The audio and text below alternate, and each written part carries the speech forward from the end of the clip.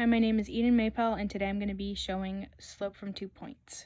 So we are going to be finding the slope between these 2 points. We know that slope is equal to rise over run, and the equation that we are going to be using to solve is y2 minus y1 is over x2 minus x1. So basically what that means is that we are going to be taking the end point and subtracting our start point. To solve that, any of these points will work if we use them first. So I'm going to be showing both ways of how to do that. So for our first equation, I will be using this as our end point and that as our start point.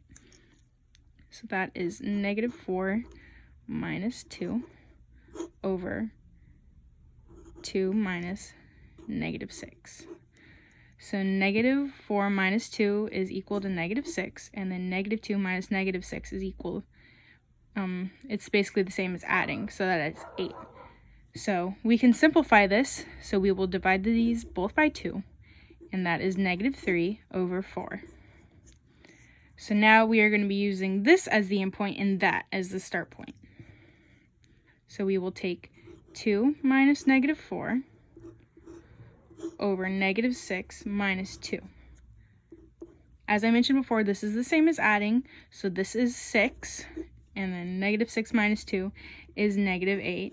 Once again, we can simplify, and this will be